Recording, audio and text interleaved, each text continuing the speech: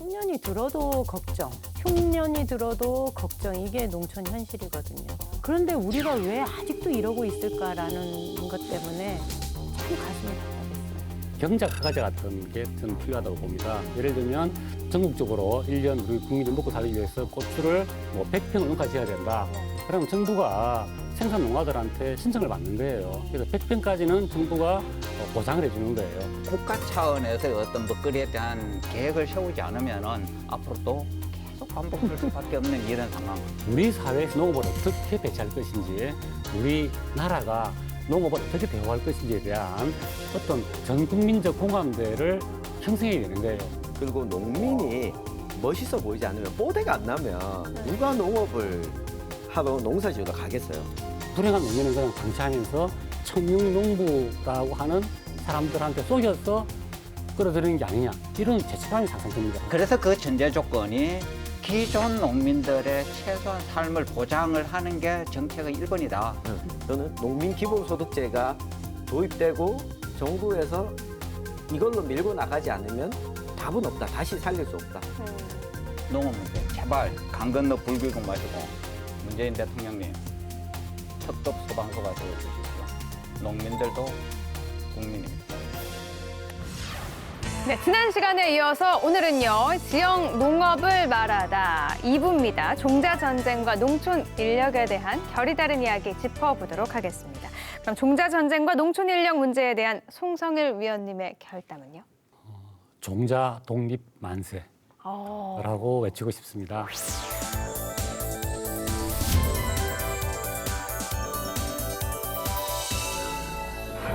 농업이 시장에 종속되면서 사실은 모든 게 다 바뀌어 버렸습니다. 그러니까 농민 삶 속에서 다 이루어지던 모든 것들을 다 잃어가는 과정들이었죠. 지금은 최종적으로 종자마저 빼앗겼다. 그 말씀을 더 드리고 싶습니다. 근데 농사꾼은 굶어 죽어도 그 종자를 베고 잔다, 이 말이 있잖아요. 예.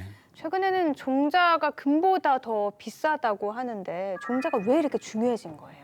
내가 생산한 농작물이 시장에서 평가를 받아야 되는 겁니다. 그러다 보니까 이 소비 패턴의 변화, 그다음에 소비자들의 요구 변화들에 맞춰가지고 보다 맛있고 이쁘고 큰 농산물을 생산해야지 농민이 살아남는 이런 이제 상황이 돼버린 거죠. 그러다 보니까 종자 비용이 비록 비쌀지언정 좋은 새종자, 수입 종자를 쓰게 되는 겁니다. 저농사를 예를 들면 제가 조그마한 밤호박이라고 작은 호박 농사를 짓거든요. 매출 3천만 원, 농사에 들어가는 종잣값이 400, 500 정도? 10%가 넘네요. 네, 이거는 전량 일본에서 수입하는 보우짱이라는 품종이거든요. 이게 지금 우리 농촌의 현실입니다. 그러면 종자는 한 번 딱 열리고 나면 끝인 거예요? 또 사야 되는 건가요? 사실 거의 대부분 종자들이 그래요. 좀 전문적인 용어들이 있거든요. 뭐 1세대, 2세대, 3세대, 뭐 F1, F2 이런 식으로 이야기를 하거든요. 네. F1일 때 제일 튼실하고 좋은 과일이 열리는데 F2에서는 질이 떨어지는 이런 식의 종자를 개발하는 거죠. 종자 상인들은. 그래야지 올해도 팔아먹고 내년에 또 팔아먹고 해서 소위 말하는 종자 산업이 유지가 될 수 있는 거죠. 한 번 판 걸 가지고 계속 자가 채종을 한다? 그러면 종자 산업은 망한다. 이제 이런 생각들을 하는 거죠. 갑자기 궁금해졌는데요. 그럼 옛날에는 종자를 사서 이렇게 하지 않았을 거잖아요. 네. 그때는 그럼 제가 어떻게 개인적인 이야기를 하면 저는 15가지에서 20가지 정도 농사를 짓는데요. 그러니까 쌀을 제외하고 여기에서 대부분의 그러니까 종자들을 갖다가 부모님으로부터 물려받은 종자예요. 할아버지 때부터 이제 농사를 하셨는데 곳곳에 씨앗들이 있는 거예요. 그걸 가져다 와서 제가 직접 농사를 짓고 그 씨앗을 갖다가 채종을 해서 물론 뭐 15가지, 20가지 전부 다는 아니지만은 고추를 제외하고는 제가 직접 채종을 해서 농사를 짓고 있습니다. 그러니까 토종 종자의 장점이 아까 이야기한 것처럼 잡종 1대나 2대 이후에는 생산성이 떨어지는 게 아니고 생산성이 그대로 유지가 되는 거예요. 그 문제는 물론 품종을 개량한 현대의 종자만큼 F1이든 F2에 버금가는 그런 생산성을 지니고 있지는 못하죠. 저는 출발이 부모님이 남긴 상속이라고 저는 생각을 했어요. 그러니까 도시 부모님들은 아파트를 남겼는데 우리 부모님은 저한테 씨앗을 남기셨어요. 이렇게 이제 방거치 농사꾼인데도 그 씨앗을 지켜가고 있는 건 참 의미가 있다. 중요하다. 예, 우리가 일상에서 이렇게 쉽게 접하고 먹는 뭐 야채라든지 이런 것들 다 자극제종 가능해요. 근데 문제는 아까 말씀드린 것처럼 상품을 만들어야 되기 때문에 들깨 그냥 자가체중에서 옛날 할머니들 그대로 하거든요. 근데 내가 들깨 농사를 좀 대규모로 지어가지고 들깨 팔아서 돈을 벌어야지라고 한다면 경제적 합리성에 비춰볼 때 새 품종 종자를 사서 농사 짓는 게 훨씬 이익인 거죠. 그러니까 자 보십시오. 상추 2,000원만 주면 내 먹고 남을 만지 종자를 살 수 있습니다. 근데 자가체중을 하면 대를 키워서 비워서 말려서 틀어서 보관하고 일을 해야 됩니다. 그러니까 20년 전 첨농사 질 때에도 동네 할머니들이 자가체중을 많이 하셨어요. 근데 하나님 가면 갈수록 지금은 거기다 그냥 봄 되면 할머니들도 장날 가가지고 2,000원짜리 한 봉지 그냥 사서 쓰게 되는 거죠. 이게 이제 경제적 합리성으로만 따진다면 그런 변화를 막을 수가 없는 이런 현실인 거죠. 그래서 그런지 우리나라에 현재 먹고 있는 식량 대부분이 토종 종자를 활용한 게 거의 없더라고요. 그렇죠. 외국 종자에 의존하고 있는 실정인데 이제 세계 종자 전쟁이 시작이 될 것 같은 예감도 드는데요. 이렇게 외국 종자에만 의존하다 보면 분명히 문제가 생기잖아요. 그 종자가 굉장히 중요한데도 국가적으로 어려웠던 시기가 있지 않습니까? IMF라고 하죠. IMF 때 그러니까 우리 산업 기반이 뭐 대부분 다 붕괴가 됐는데 농업 분야도 못지않게 붕괴가 됐었어요. 그때 이제 우리의 우량 종묘 회사들이 다 외국 기업에 이제 넘어가는 그런 계기가 됐죠. 그런데 이게 종자의 중요성을 우리가 방어할 그런 국가적 기능이라고 해야 되나 그런 정신이 없었다고 봐야 되겠죠. 그때는 전쟁통이었다고 보면은. 그런데 몇 년 전에 중국하고 일본하고 영토 분쟁이 있었습니다. 뭐 다 아시겠지만 영토 분쟁이 있었는데 일본이 곧바로 꼬리를 내리고 손을 들었죠. 이유는 그냥 간단해요. 히토류라는 어떤 현대 산업에 꼭 필요한 물질들의 95%를 중국에서 지금 장악하고 있지 않습니까? 그러니까 그걸 갖다 금수 조치해버리니까 일본이 대부분 손을 들 수밖에 없었거든요. 그런데 지금 우리 한일 간의 무역 분쟁을 하고 있는데 이게 반도체라서 그렇지 우리 식량에 대한 종자에 대한 금수 조치를 한 해 만에 이런 상황이라고 하면은 어떤 상황일까요? 지금처럼 우리가 그래도 좀 여유를 부릴 수 있을까요? 아유, 전혀 정말로 없죠. 상상하기 네. 싫은 그런 암담한 그런 미래가 보이지 않습니까? 그 종자의 어떤 중요성 이런 거에 대한 이야기를. 그렇죠. 지금 종자 무역 수지 적자 폭이 어마어마합니다. 2014년부터 18년까지 농촌진흥청에서 해외 종자의 로열티를 지불한 게 591억 원입니다. 근데 같은 기간에 우리나라가 종자로 로열티를 벌어들인 금액이 얼마 정도 될 것 같으세요? 그래도 10%는 되겠죠. 5년 동안 10%도 안 됩니다. 15억 4천만 원. 그러니까 거의 수준 자체가 우리나라 종자 산업 자체가 IMF 이후로부터 많이 무너져 내렸어요. 이걸 또 보여줄 수 있는 것 중에 하나가 그나마 다행인 게 종자 산업에 대한 실태 조사를 3년 전부터 이제 시작을 했어요. 그 전까지는 이것도 하지 않았어요. 않았는데. 최근에 나온 2018년에 실시한 종자업 실태 조사 결과가 올해 나왔는데요. 전체 업체가 1,315개 업체가 있거든요. 종자업체가. 종자업을 통한 매출 규모가 5억 미만이 1,165개입니다. 거의 80%를 넘죠. 그리고 15억에서 40억 정도가 44개. 40억 이상 종자업체가 29개 정도에 좀 불과하고 겸업하는 종자업체의 71.9%가 종자업보다는 다른 걸로 회사를 운영하고 있는 거예요. 사실상 종자업은 그냥 이름만 걸쳐놓고 있는 상황인 거죠. 그런데 이제 이게 그렇게 부정적으로만 안 봐도 되는 게 딸기 같은 경우에도 뭐 거의 100% 우리가 일본 종자를 사용했었지 않습니까? 네. 그런데 지금은 80% 이상 회복이 됐단 말이에요. 설향. 네. 설향에 향이 들어가면은 다 국산 국산 종자로 종자. 이해를 하시면 된다고 그러더라고요. 그런 것처럼 꼭 그렇게 절망적인 것만은 아니다. 정부에서 목표도 또 있는 것 같아요. 지난해까지 26.2% 국산화를 달성했고 2022년이 되면은 국산화율 47%를 네. 목표라고 한다고 하니까 97년에 우리가 종자가 제로였다고 보면은 그래도 많이 회복을 해오고 있고 또 뭐 근데 이게 또 이 측면도 있어요. 국산화율이 높아지는 것 중에 한 가지가 우리나라도 이 거대 농기업들이 있는데 여기에 주식들은 해외에 있는 기업들이 가지고 있는 경우들이 있어요. 그러니까 이게 사실상 지금 정부에서도 주식으로 먹는 쌀, 벼, 그리고 콩 뭐 이런 몇 가지 작물들에 대해서는 종자를 민간에게 맡기지 않고 정부 차원에서 국립종자원 차원에서 이걸 농민들한테 안내하고 보급을 하고 있거든요. 저는 중장기적으로는 이 국가 차원에서 종자를 보유하고 있는 것들을 좀 품목을 늘려 나가야 된다. 그러니까 종자 국산화율이 높은 게 중요한 게 아니라 농사 짓는 농민들한테 무상으로 로열티 없이 공급해 줄 수 있는 종자수의 확보량을 늘려 나가는 쪽으로 가야 된다라고 봅니다. 네, 그래서 우리나라에서도 준비를 하고 있어요. 2012년부터 골든시드 프로젝트를 진행해 왔는데 이게 성과가 좀 있나요? 성과가 좀 많죠. 아까 그 유 의원님 얘기하신 것처럼 이 국산화율이 이렇게 좀 이렇게 비중이 늘어나게 된 거는 이 골든 프로젝트, 시드 프로젝트의 영향이 크다라고 볼 수 있는데요.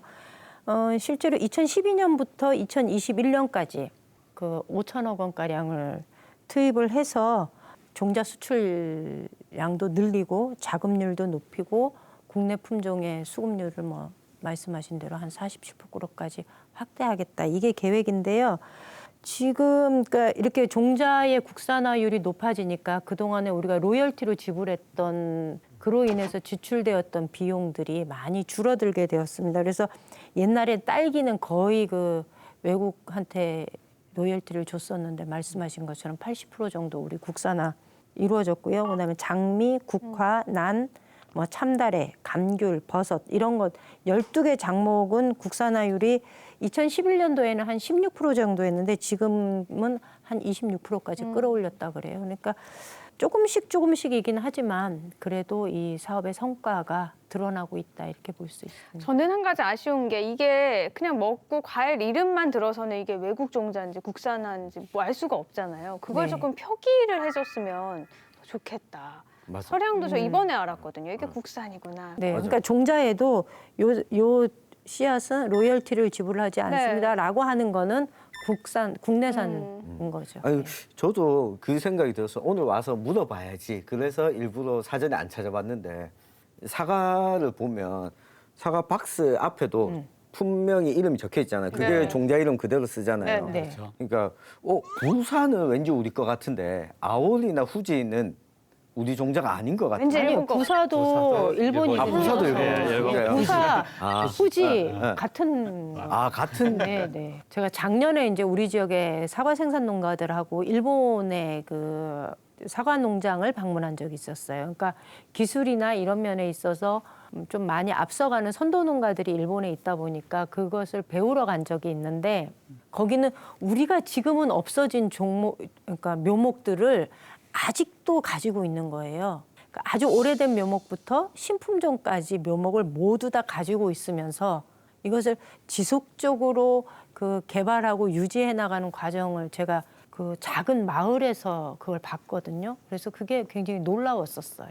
이제 그렇게 가능한 거는 시장의 다양성, 네. 그다음에 소비자들의 다양한 취향들. 맞아요. 입맛이 네. 굉장히 다양해서 선호도가 그러니까, 다르다고 네. 그러더라고요. 그러니까 이제 이전 품종도 우리는 해당할 수가 없는 거야. 네. 공마장에서 똥값이 돼버리는 거죠. 그러면 다 비워내고 유행하는 품종으로 그냥 싹 전국이 다 바뀌는 이제 그런. 그런 어려움도 있지만 가끔 소비자 입장에서는 너무 입맛을 한 군데로 강요하는 듯한 느낌을 받을 때도 있어요. 그러니까 홍옥이 굉장히 헐값이어서 다 비워냈는데 어느 날 보니까 홍옥을 꾸준히 찾는 사람들이 늘어나니 요즘은 홍옥값이 좀 시세가 괜찮거든요. 뭐 이런 식으로 이게 농가도 막 다 묘목을 그냥 빨리빨리 바꿔서 하다 보니까 소비자들의 입맛도 한쪽으로 강요하는 측면이 없지 않아 있다 이런 생각 들어요. 맞아요.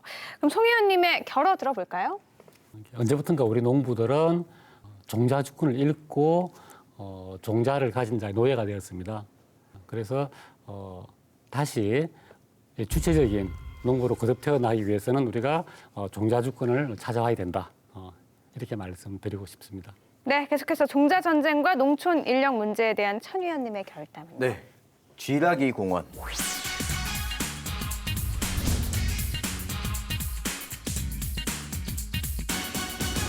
쥐라기 공원. 아, 복원해야 되는 거예요. 종복원. 지금 쥐라기 공원 영화는 다들 아실 텐데 그 영화에 보면 이걸 이전에 있던 게 화석으로 그대로 남아 있어서 이 DNA를 추출해서 복원을 했다고 설정해서 나오는데 우리가 과연 200년 전에 300년 전에 먹던 것들을 지금 조상들이 먹던 음식을 그대로 먹고 있다고 말할 수 있을까 했을 때 이 종자를 많이 잃어버렸기 때문에 재배법도 달라지고 조리법도 달라질 수밖에 없다고 보거든요.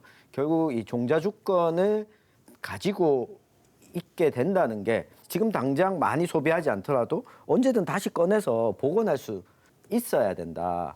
그때 가서 필요할 때 우리가 그걸 잃어버리고 나면 복원하고 싶어도 영화로밖에 못 만들고 볼 수밖에 없다. 근데 여기서 이제 종자가 중요한 게 그런 의미도 있겠지만은 종자 주권이라는 게 그러니까 과거의 음식을 우리가 이미 문화나 환경이 바뀌었어요. 그다음에 입맛도 다 바뀌었거든요. 과거의 어떤 종자를 복원한다는 개념보다는 과거의 종자를 기반으로 미래의 종자를 만들어낼 수 있다는 거예요. 그래서 종자 주권이 중요하고 종자가 우리 농업에서 차지하는 비중이 어떤 반도체에 해당되는 그만큼 중요한 상황이 됐다. 그렇게 이해를 하시는 게 더. 이상호 박사님이 늘 자주 이야기한 게 기록의 가치가 정말 중요하다. 그러니까 저는 기록의 가치로서 종자를 좀 바라보고 싶어요. 저는 어떻게 보면 종자가 정체성과도 연관이 있는 것 같아요. 토종 종자를 지켜내면 정체성도 잃지 않을 것 같은 그런 느낌도 있는데요. 종자 산업의 중요한 역할을 하는 시설이 봉화에 있습니다. 세계에서 2개밖에 없는데 그 하나가 우리나라의 봉화에 또 있더라고요. 네. 시드볼트잖아요. 호랑이만 유명한 줄 알았더니 어떻게 또 이런 걸 그렇죠. 들어놨을까요? 우리가 지난주에 봉화의 농민 수당을 제대로 도입 못한 걸 좀 네. 이렇게 긁었잖아요. 그렇죠, 그래서 꼬집었죠. 봉화군을 위해서 아, 이번엔 또 이렇게 채찍을 줬다면 당근. 당근에 봉화군에 국립백두대간 수목원이 있는데 여기에 이 전 세계에서 2번째로 노르웨이에 이어서 2번째로 시드볼트 위탁받은 종자를 무상으로 저장하는 종자 저장소인 거죠. 요즘에는 정자도 은행에 저장한다고 하는데 이 종자를 저장을 해놔야죠. 봉화군에 보면 우리나라에 360종의 특산 식물이 있는데 이 중에 33.6%가 이 시드볼트에 저장이 돼 있고요. 그리고 희귀식물이 571종이 있는데 이 중에 절반가량을 봉화 시드볼트에서 가지고 있어요. 국산만. 앞서서 유 의원님이 이야기하셨던 거.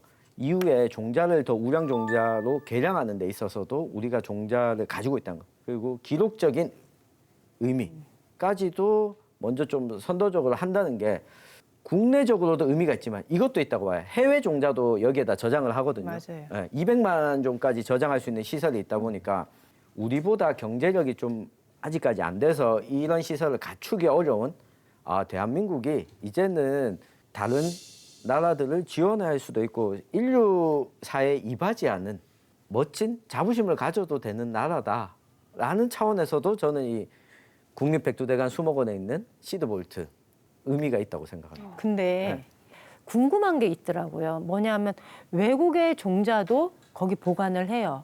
그런데 요즘은 종자 전쟁이라고 하는데 그러면 외국에서 이 자기네 종자를 우리나라가 요구를 한다고 해서 줄까라는 생각이 드는 거예요. 그래서 제가 그걸 이제 확인을 해봤죠.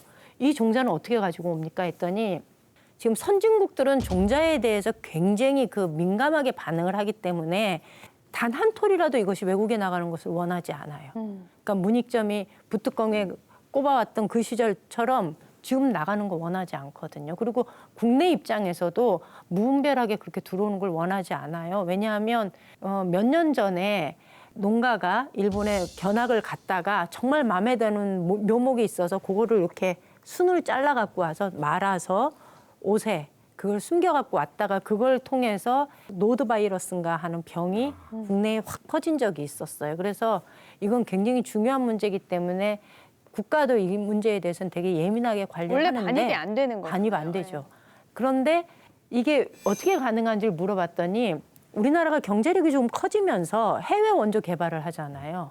거기다가 이제 다양한 형태로 이제 원조 사업들을 진행을 하는 거예요. 그러면서 야, 니네 거기 좋은 종자가 있는데 그거 좀 더 그러면 이분들은 이 나라는 아직 그 부분에 대해서 그렇게 민감하게 반응하지 않기 때문에 아주 흔쾌히 준다는 거예요. 가져가 이러면서 네. 주는군요. 그걸 통해서 이 종자들을 확보한다라고 얘기를 하더라고요. 그래서 경상북도가 새마을 세계화 사업을 그렇게 하고 있는 그럴 수도. 근데 노르웨이에 지금 현재 가장 큰 게 하나가 있고 그리고 봉화에 두 번째로 생긴 건데 노르웨이는 식량 종자를 하는 거고 이렇게 야생 여기는 식물 야생 종자 식물 보존하는 네. 거는 세계 최초이자 유일한 네. 거잖아요.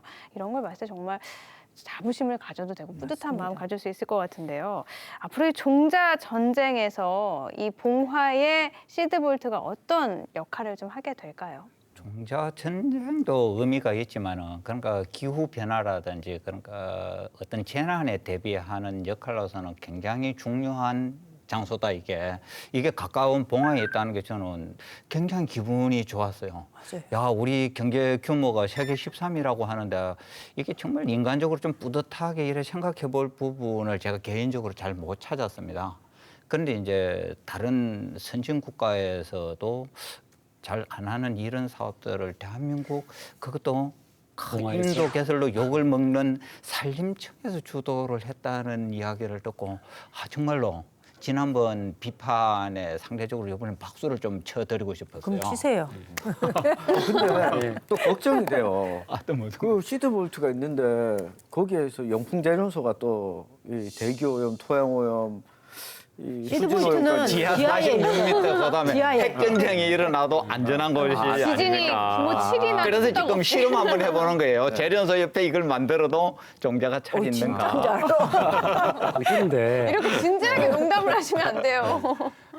봉화군에 있는 시드 볼트 사업이랑 곧바로 종자 전쟁이랑 연결해가지고 이해하시면 상당히 위험한 발상이에요. 네. 그러니까 이거는 당위적인 경제적인 관점으로 살 수 없는 거고, 그 다음에 뭐 종자 주권, 뭐 우리 민족의 정체성 이런 거에 한정해서 살 수 없는 사업이에요. 지금 말씀하신 것처럼 인류적 전망을 가지고 다른 국가와 협력하여서 다양한 종자들이 오고 있는 걸 알고 있거든요. 그런 관점을 가져야지 이게 곧바로 뭐 종자 전쟁의 승리를 위한 뭐 우리의 뭐 살림 비천 이렇게 이해하시면 위험하다. 그렇죠. 그래서 이걸 가지고 노아의 방주 뭐 이런 얘기들을 그렇죠. 해요. 네, 예. 그렇잖아요. 근데 여기는 그러니까 야생 종자만이 아니고 우리 농업 종자도 일부 다 보관한다고 하죠. 네. 그러니까 그런 측면에서는 이제 우리가 또 그 경제성도 무시할 수도 없고 굉장히 괜찮은 사업이다.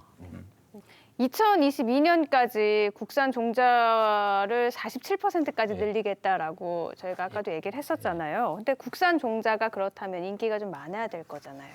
네. 지금 그럼 시장에서 호응도는 좀 어느 정도인가요? 지난번에 밀감이었던 걸로 기억을 하는데요. 밀감을 그냥 우리가 재배를 하다가 어느 날 갑자기 일본에서 로열티를 요구한 거예요. 그러면서 이것을 시급하게 대책을 세우기 시작했고 그래서 우리 국산화하는 시도들을 했거든요. 그러면서 지금 어느 정도 안정이 됐는데 이제 점점 이렇게 국내산 종자에 대한 보급들이 조금씩 확산되고 있기 때문에 이거는 뭐 시간 싸움 아닐까라는 생각을 좀 해요. 국산화에 대해서 정부에서 관심을 갖는 것 같아요. 그다음에 지금 이제 우리 국내 토종 종자 회사는 농협에서 운영하는 농우가 가장 규모가 크죠. 네. 농우바이오라는 회사가 가장 큰데 결국은 이제 정부가 관심을 가졌다. 그러면 국산화율은 속도를 낼 것 같고요. 그런 측면에서는 건강한 신호다.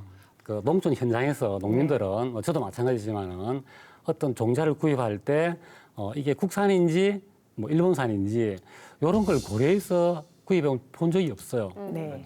그렇기 때문에 이제 국산 종자를 개발해서 일단은 농민들이 스스로 이 종자가 내 생산에 유리하다, 내 농업에 내 농사에 중요하다 이런 판단들을 갖게 좋은 종자를 만드는 것도 중요하고 또 덧붙여 가지고 이 국산 종자의 이 보급에 농민이 참여할 수 있는 그런 뭐 교육이라든지 이런 홍보의 기회들을 좀 제공하는 것도 중요하다. 좀 이런 생각이 듭니다. 네. 이 전 세계적으로 크리스마스 트리로 사용되는 구상나무도 구상나무. 그게 우리나라에서 예. 갔던 거라고 하더라고요. 네, 우리나라 맞아요. 정부에도 라일락도 그렇고 미스김 라일락도 그렇고. 6.25 때까지 갔다 네, 그러죠. 네.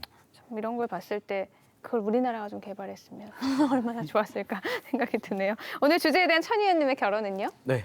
콩 심은 데 콩 나고 팥 심은 데 팥 난다.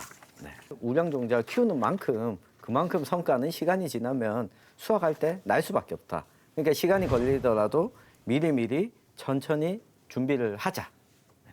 네, 유희순 위원님의 결담은요? 세계화하겠습니다. 예.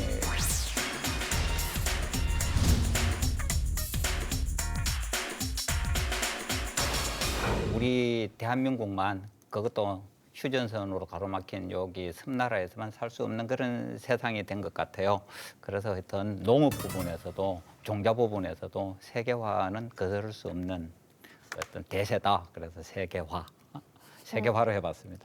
네, 종자 전쟁에 대해서, 종자 문제에 대해서 저희가 이야기를 나눠봤는데 농촌 문제는 또 이것만 있는 게 아니잖아요. 네. 경북 지역은 특히 초고령 사회에 진입을 했는데 전국적으로 고령화가 계속되고 있잖아요. 이름에 따라서 인력 문제도 발생했는데 현재 고령화가 어느 정도인가요? 그러니까 우리 고령화 비율을 갖다가 통계청 자료를 보니까요, 이 추계 인구가 65세 이상 기준으로 우리 경북만 보면은 17년에 18.4%였다는 거죠. 그리고 이제 작년 경우에는 19.1%. 이렇게 쭉 가서 21년이 되면은 21.5%가 예상이 되거든요. 문제는 우리 경북 같은 경우에도 뭐 포항이라든지 구미 같은 이런 도시 지역을 빼고 나면은 실제로 우리 경북 북부권 같으면은 21%가 아니고 30%거나 그 이상이 될 확률이 굉장히 높다. 그런 측면에서 이제 우리 농촌 현실의 밭 작물 같은 경우에는 현재 원주민들, 그러니까 우리 내국 농민들이 농사를 질 여력은 없다. 수도작 같은 경우에는 이제 벼 같은 경우는 기계화가 이루어졌으니까 가능한데 밭작물은 정말로 농민들도 자급자족하는 수준의 농사 이상은 참 짓기가 어려운 그런 현실인 것 같아요. 그래서 외국인 손에 의존하는 그런 형편이지요. 근데 저는 어렸을 때만 해도 고령화 사회에 진입할 거다. 고령화가 항상 붙었는데 이제 이 네, 화자는 고령. 빠져버렸잖아요. 그만큼 그 인력 문제가 발생할 텐데 지나가다가 보면 농사 짓는 이 모습 이렇게 보면 그중에 외국인 노동자가 없는 건 이젠 상상할 수가 없어요. 어딜 가든 외국인 노동자가 더 많아졌거든요. 네. 우리나라 분들보다. 그만큼 외국인 노동자의 영향력도 분명히 커졌을 것 같은데 농촌의 일손 부족 문제를 얘기하면서 이게 빼놓을 수 없는 건데요. 이미 농촌에서 농촌 인력의 대부분은 이 외국인 노동자들이 감당하고 있구나라는 것을 그 현장에서 볼 수 있는 거죠. 실제로 그 법무부 통계에 따르면요, 2019년도 6월 기준으로 해서 전국 농촌 지역에서 일하는 등록 외국인이 3만 645명이라 그래요.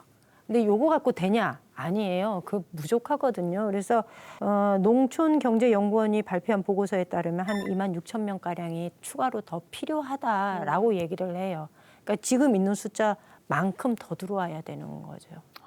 그런데 이렇게 인구는 점점 필요로 하고 외국인 노동자가 필요로 하고 앞으로 더 늘어날 것 같은데 등록 외국인이었잖아요. 네. 등록을 하면 계속 근무를 할 수 있느냐 그것도 또 아니더라고요. 네. 기간이 너무 짧은 것 같아서 어느 정도 이렇게 농업에 손이 좀 있고 일이 좀 숙달됐는데 다시 가야 되는 상황이 발생하면 분명 농촌에서도 손해가 클 것 같거든요. 이게 지금 그 단기 그 계절 근로자로 해서 들어오면 90일이죠. 3개월이요. 네, 90일을 일할 수 있는 건데 이 기간이 짧아서 문제가 되기도 하고 이분들에 대한 관리나 이런 것들이 잘 안 되기도 해요.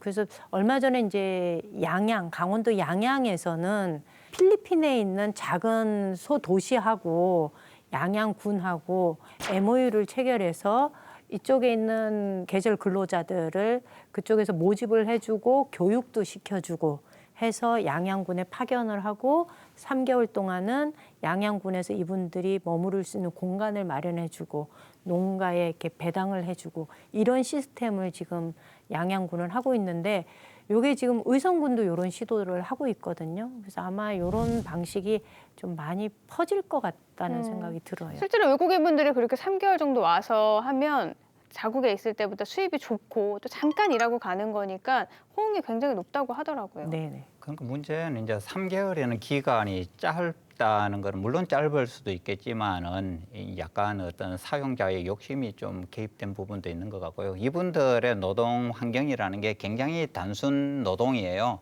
그래서 기술을 필요로 하는 게 아니기 때문에 힘만 있으면은 하루 이틀이면 충분히 적응할 수 있는 이런 작업들에 이제 관여를 하니까 체류 기간에 대한 문제보다는 저는 여기에서 꼭 짚고 싶은 게 불법 이 외국 근로자들이 우리 통계 자료에 나온 3645명 이거의 배다는 거죠. 제 주변에 합법적으로 외국인 근로자가 와서 농사에 종사하는 경우는 0명이에요. 근데 제가 보는 그러니까 이제 공식적인 이런 과정을 거치지 않는 외국인 근로자는 최소한 40~50명은 되거든요. 그러니까 주변에서. 예, 주변에서. 말씀하셔도 됩니까? 그럼 사실니까 그러면은 이 양반들이 이제 문제가 되는 게 보험이라든지 재해나 재난에 대한 방비책이 전혀 없는 거예요.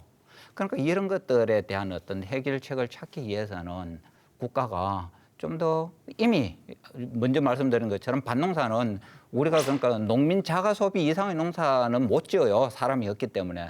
그럼 빨리 현실을 인식하고 이 합법 노동자 뭐 26,000이 아니고 이 다 해봤자 얼마 돼요? 6만 명밖에 안 되거든요. 그럼 우리나라 농업을 밭농업을 6만 명이 겨우 농사 지을 수 있다고 생각하세요? 그렇지는 않거든요. 예, 전적으로 동의를 드리는데 실제 그 농업 노동이란 특징이 사실 단순 반복이에요. 그래서 이제 숙련도 지금 말씀하신 것처럼 하루 이틀이면 금방 익숙해져요. 근데 외국인 노동자들은 더더군다나 젊은 우리나라 사람보다 손이 더 빠르고 힘이 더 세요. 그러다 보니까 제가 살고 있는 봉화의 그 산골짜기 비나리 마을에서도 한국인 농업 노동자가 풀을 파는 경우는 거의 이제 사라지고 없거든요. 뭐 일하고 있는 사람 보면 다 외국인들이에요.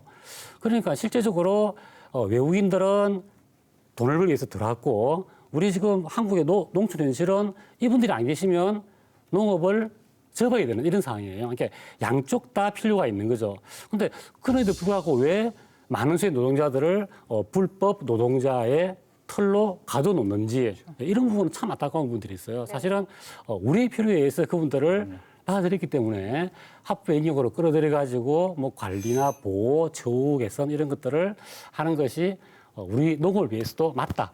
이런 생각이 듭니다. 그러니까 아까 그 90일 지금 지자체가 90일 정도 이렇게 들어와서 농촌에서 일하고 다시 돌아가는 이 시스템이 방금 이야기가 나왔던 불법 체류 노동자를 양산하는 하나 이유거든요. 이 90일 딱 들어와서 일해보니까 괜찮으니까 단기 비자가 만료됐지만 일거리를 더 찾는 거고 또 여기 와서 일하러 왔는데 여러 갈등이 있다 보니까 여기에서 나가서 딴 업체를 찾게 되면 또 불법이 되는 거고 이렇게 불법 체류자가 양산되는 게 지금 제도의 허점 때문에 벌어진 게 많거든요. 아니 그런 것도 있지만은 그 관광 비자로 실제 그렇죠. 들어와서 실제는 이제 여기서 생산 활동을 한다는 거죠. 네. 이런 거 음성적인 노동 인구가 훨씬 더 많으니까 정부가 하는 일이 단속이 목표가 돼서는 안 되잖아요. 그러니까 농촌 현실을 갖다가 빨리 인식을 하고 어떻게 노동을 갖다 안정적으로 우리 농촌에 수급할 건가 이런 계획을 세우자는 거죠. 그래서 정부가 필요한 거. 그렇죠. 최근에 한 보름 전인가 봉화군 제3면에서 단속이 대대적으로 일어났는가 봐요. 그래가지고 불법 체류 노동자 한 100명 정도를 잡아갔대요. 어떤 사람은 농가가 난리 났죠. 네. 그렇죠. 네. 지금 고추 막 따위들 수확 체리고 그 사람들하고 날짜 다 맞춰놨는데 나라에서 잡아가 버린 거예요. 이걸 먹고 있어 난리가 난 거예요. 이게 지금 우리 농촌 현실이거든요. 그러니까 그 사람이 불법 탈법을 떠나가지고 우리가 필요한 거예요. 우리가. 그럼 우리가 필요한 만치 그 사람들에 대해서 제도적으로 보장을 하고 좀 안정화시키는 이런 작업들을 해야 되는데 그런 부분들이 지금 아직도 너무 소홀하다 뭐 이런 생각이 듭니다. 송 의원님 말씀처럼 정말 우리가 필요해서 더 와줬으면 하는 상황인 거잖아요. 그런데 그러지 제도적으로 마련이 안 되니까 불법 체류자 신세로 돼서 여러 가지 문제점이 나는데 얼마 전이었죠. 삼척에서 승합차가 네. 전복되는 사고가 났어요. 4명이 숨지고 9명이 중경상을 입는 굉장히 큰 사고였는데 같은 차에 타고 있던 외국인 노동자도 분명 다쳤을 텐데 도망갔죠. 사고 직후에 사라졌어요. 네. 치료를 받으면 불법 체류자 신분인 게 탄로나니까 숨을 수밖에 없었던 거잖아요.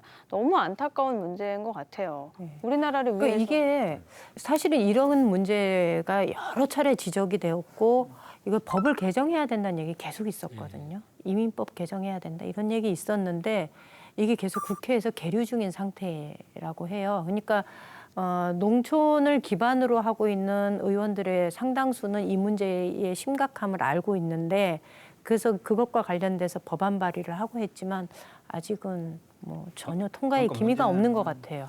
반대하는 증인 논리가 한 2가지 정도 있는데 이게 서로 충돌을 하는데요. 하나는 농업 쪽에 농촌 쪽에 새로운 비자를 만들어서 풀어주잖아요. 그럼 제조업 쪽에서도 수요가 들어와요. 요가 들어오는 거죠. 그리고 또 한 가지는 이걸 지금 고용을 허가해 주는 거잖아요. 노동을 할 수 있도록 허가를 해주는 쪽으로 가게 될 텐데 이렇게 되면 사업주 경영인 단체들도 본인들이 통제하기가 어려워질 거다. 예를 들면 지금은 때리고 욕하고 해도 신고도 못하는. 신고도 못하는 상황인데 이렇게 되면 아이고 사장님 마음에 안 들어요. 사장님 나빠요. 그러고 딴 업체로 갈 수 있는 이 자유를 보장해주고 나면 사업자 입장에서 불리하다라는 이 동시에 이 2가지가 작동을 하는 거죠.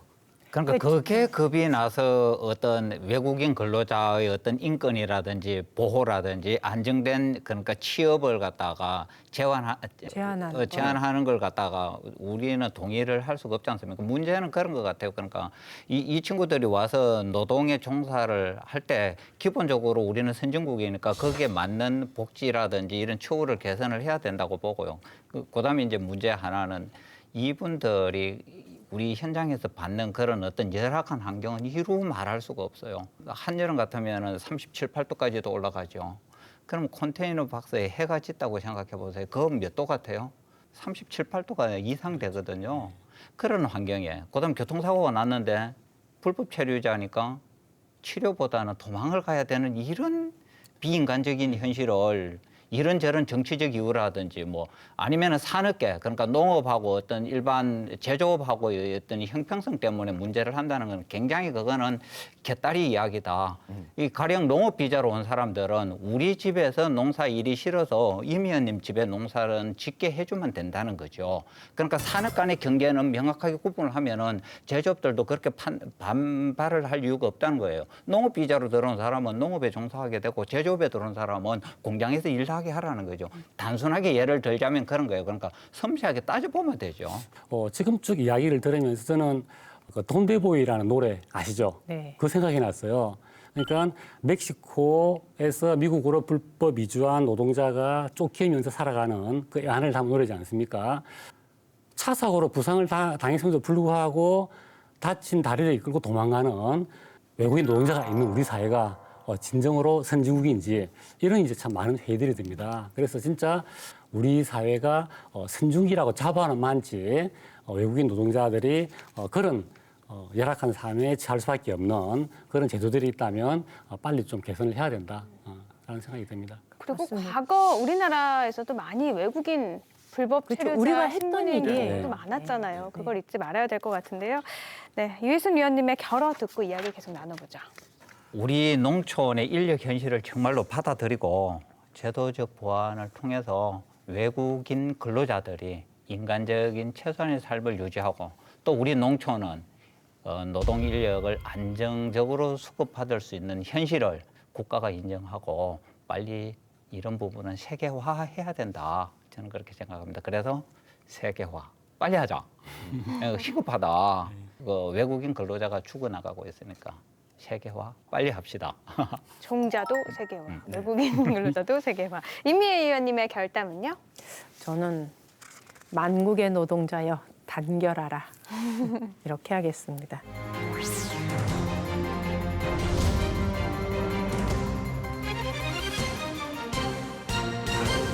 우리한테 이게 굉장히 필요한 일이거든요. 그러니까 외국 인력이 필요하다라는 것은 다 동의하는데 이런 우려들이 있었던 거예요. 제조업에서는 노동시장, 그러니까 외국인 노동자들이 필요하긴 하지만 노동시장의 기반을 흔드는 것이 아닌가라는 우려들이 있는 거거든요. 그리고 한국 사람들의 노동시장을 침범하고 일자리를 뺏는 것이 아닌가라는 우려들이 있기 때문에 아마 이 문제가 여전히 국회에서 답보 상태에 있는 것 아닌가 싶어요. 그런데 많은 경우에 일자리를 뺏는 것이 아니다라는 얘기들이 이미 지난번 그때 그 황교안 대표의 발언 속에서 여러 의견들이 나왔는 걸로 봐서 일자리 뺏는 거 아니다. 이건 공감하는 것 같아요. 특히 농촌에서는 더더욱 그렇다라는 거죠. 그리고 외국인 근로자에 대한 거부감이 이제는 없어요. 우리가 필요하고 그들도 필요하고. 그래서 저는 우리가 겪고 있는 농촌에서 이 일손 부족에 의한 이런 문제들을 합심해서 풀어나가면 좋겠다 이런 생각이 들어요. 노동시장을 저도 100%다 개방하는 거에는 동의를 하지 않습니다. 그러니까 제조업도 여러 분야가 있을 거고 그러니까 업종별 구분을 해서 최소한 대한민국에 어떤 노동이 필요한지 노동시장에 대한 전수조사에 대한 자료가 있는지 먼저 한번 물어보고 싶어요. 정부 정책 결정자들한테. 제가 생각할 때에는 없다. 있는 것 같으면 이렇게 무분별하지는 않다. 정책이 단속 위주다. 그렇지는 않을 거라고 보거든요. 그럼 이제 말씀하신 것처럼 농업시장 같은 경우에는 외국인 근로자가 많이 들어와도 여유가 있다. 특히 농촌에서는. 근데 이제 제 친구 한 분이 이제 서울에서 일용 건설 노동자인데요. 이런 국내 이제 일용 건설 노동자들이 역차별을 받는 경우도 많다고 그래요. 예를 들자면 이런 거죠. 이미 외국인 근로자들이 이제 중간 관리자를 두고 팀이 형성이 돼가지고 있는 거예요.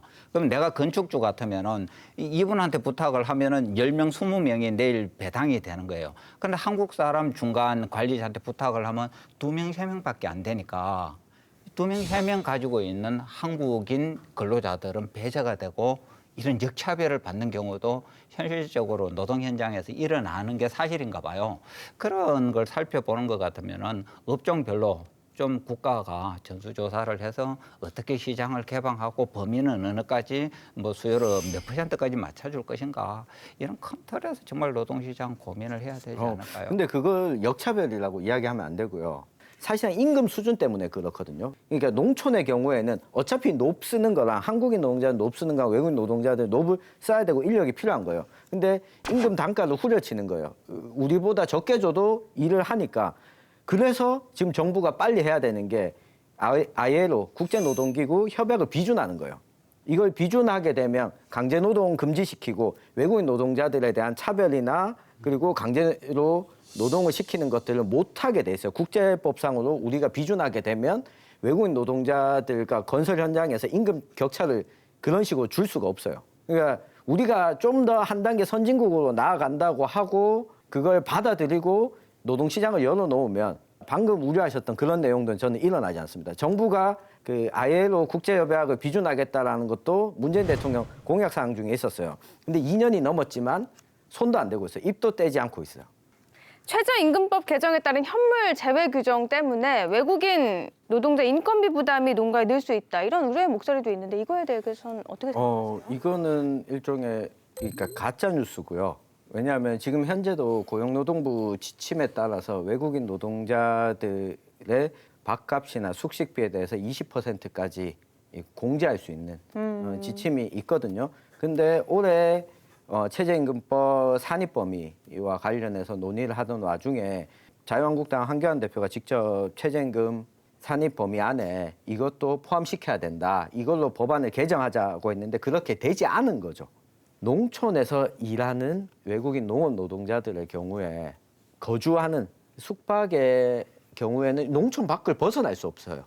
아니면 장시간 출퇴근 거리가 있어야 되고 그러다 보니까 여기에 거주할 수밖에 없는데 숙박을 다 임금에서 제한다라고 하게 되면 이걸 얼마를 책정하는지 음성적으로 이 금액을 부풀리기도 하거든요. 야, 밥값으로 한 달에 30만 책정해서 떼고 반값으로 한 달에 또 40만 뗐어. 이러면 임금이 줄어들게 되는 거죠. 여기서 이 문제가 벌어진 거예요. 한국인 노동자들보다 돈을 적게 줘도 되는 거죠. 더 적게 줘도 되니까 자연스럽게 한국인 노동자를 안 쓰게 되는 역차별 문제가 오히려 생겨나게 되는 거예요. 이 외국인 노동자들하고 같이 생활하는 분이 한 번은 그 얘기를 하더라고요. 그냥 이 사람들을 국내에 풀어놓고 각 가정에 보내는 경우가 있잖아요. 우리 며칠, 뭐 저 집 며칠 이렇게. 근데 먹는 게 다르다는 거예요. 네.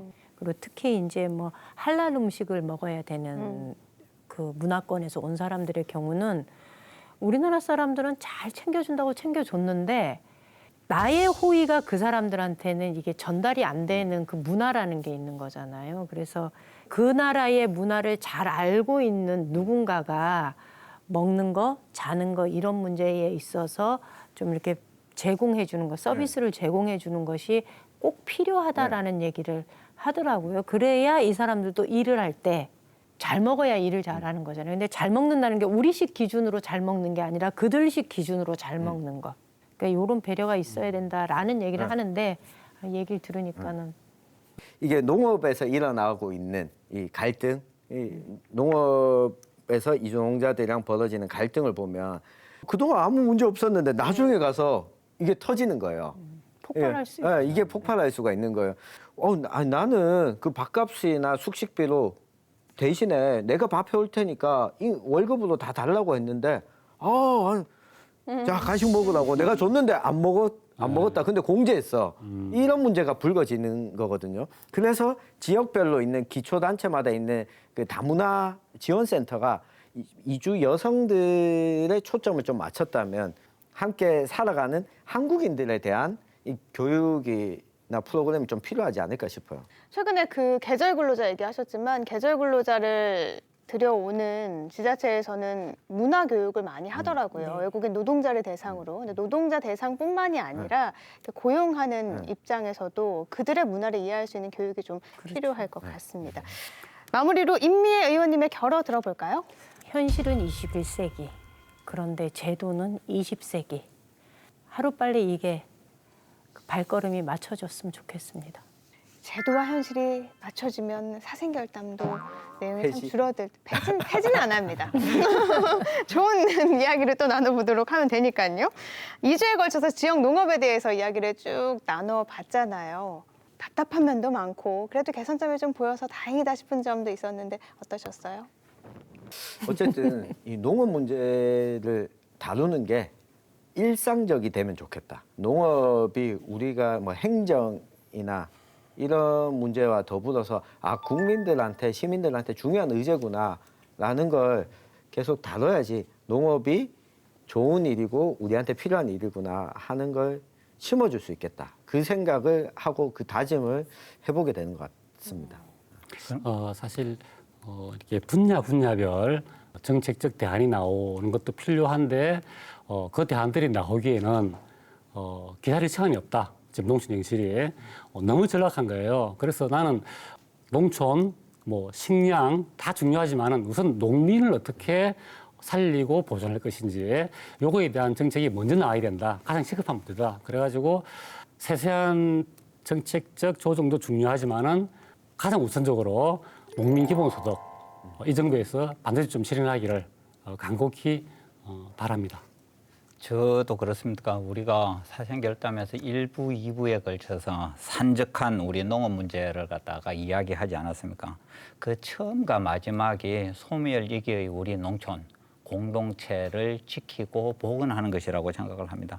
그러기 위해서 가장 우리 시골에 살고 있는 농민들 주체에서 대농이 소농을 위해서 배려하는 것, 그다음에 이제 이웃을 위해서 우리가 공동체를 지키기 위한 이런 배려들이 따르지 않으면은 아무리 좋은 정책이 와도 정책이 만들어진다고 해도 현실적으로 성공하기는 어렵다고 봅니다. 그래서 조금 전에 말씀하신 것처럼 기초 생활이 가능한 농촌이라면은 먼저 걱정한 공동체가 파괴되고 소멸의 시기 이런 불안들을 한 번에 걷어내지 않을까. 시골에 가서 열심히 노동만 하면은 최소한 먹고 사는 문제는 해결되더라. 이것만 해결하면 나머지는 정말로 천천히 의논해도 되지 않을까. 이번 정부에서 대통령님 농민이, 농촌이 살아남도록 정말로 농사지면 먹고 살 수 있는 그런 제도 만들어 주시고 임기를 마치신다면은 제가 박수를 쳐드리고 길거리에서 만나면 막걸리 한 잔 사겠습니다. 기대해 보겠습니다. 저는 지난주에 이어서 오늘까지 이야기를 쭉 하면서 여기서 논의되었던 이야기들이 도 차원에서 다시 한번 논의될 수 있는 뭔가 이렇게 공감대가 만들어질 수 있는 그런 시간들을 만드는데 조금의 역할이라도 해야 되지 않을까라는 생각이 들어요. 그런 역할을 해주시길 부탁드립니다.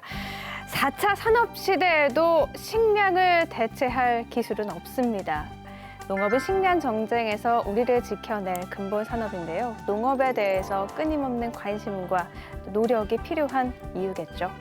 우리 사회에 생생하게 살아있는 결이 다른 이야기 사생결담, 안동 MBC 사생결담은 온라인을 통해서도 실시간으로 보실 수 있다는 점 기억해 주시고요. 저희는 오늘 여기서 인사드릴게요. 시청해 주신 여러분 고맙습니다.